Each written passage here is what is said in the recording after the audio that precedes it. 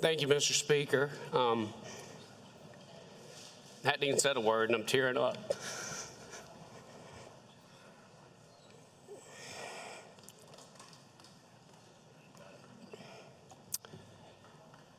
Most of my fellow House members are aware of the importance of this bill to me. 9 months ago tomorrow, I lost my 17-year-old son to suicide. And it was due to extorting. This is not just a problem in South Carolina. This is not just a problem in the United States. This is a problem globally. Our laws do not move fast enough to keep up to punish those that are responsible. And it makes it difficult with jurisdictions across state lines and international lines.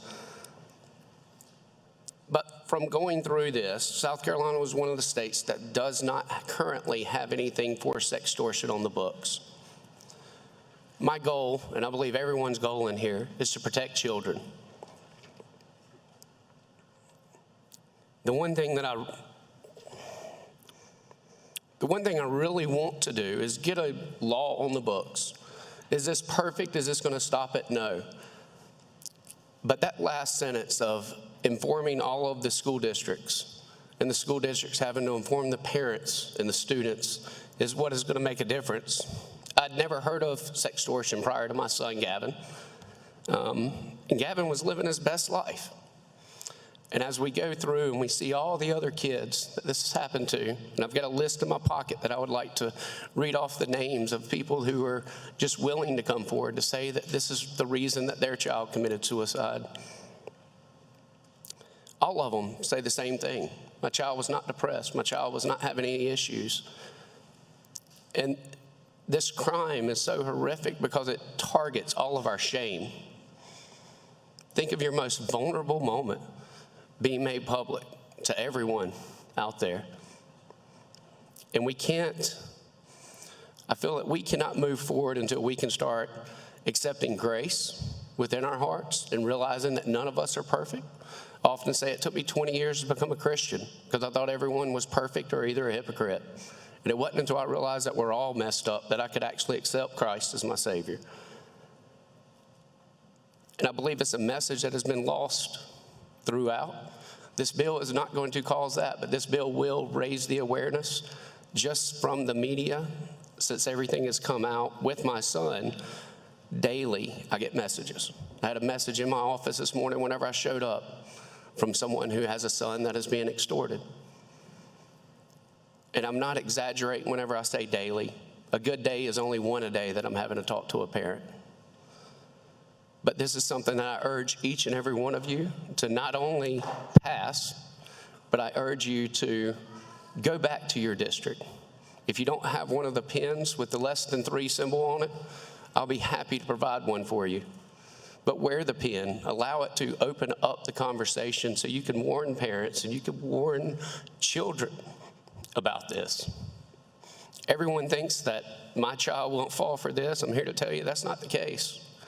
And everyone thinks that, that is a child thinks that this will never happen to me. Even some of my friends who are even some of my son's friends that were fully aware of his situation still got caught up in a scam afterwards. So it's not just the education, but we've got to get that message out there. And I urge every single one of you, not only urge every single one of you, I want to thank every single one of you.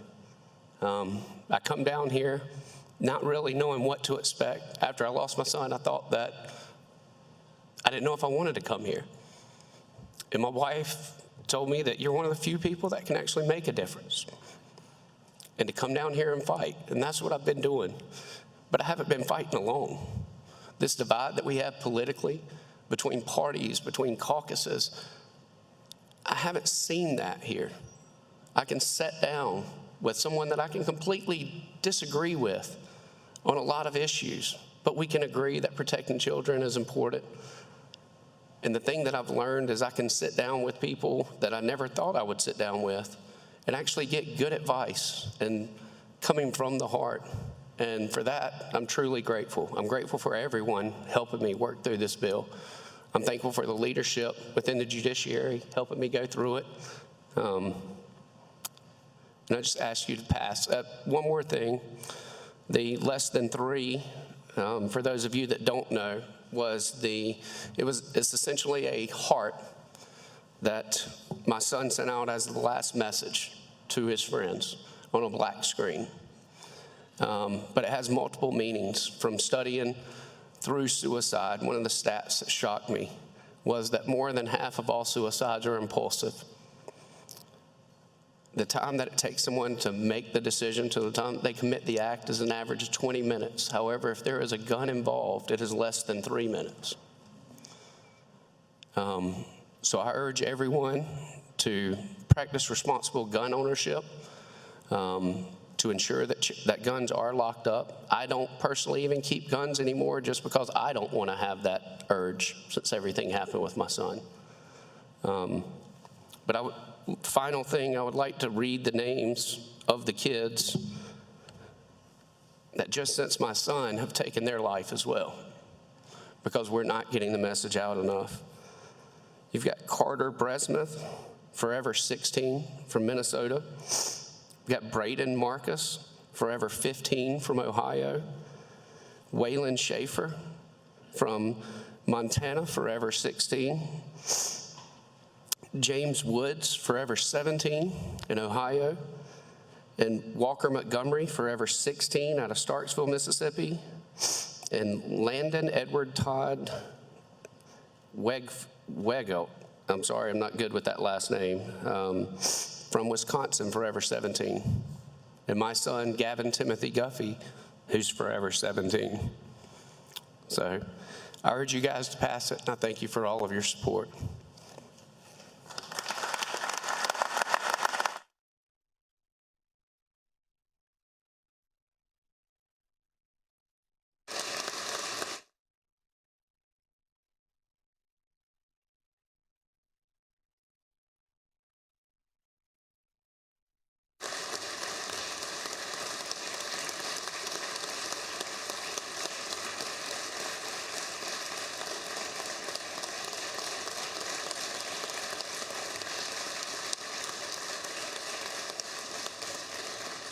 Seeing no questions, the pending question is adoption of amendment number 1. All in favor signify by saying aye. Aye. All opposed? Ayes have it.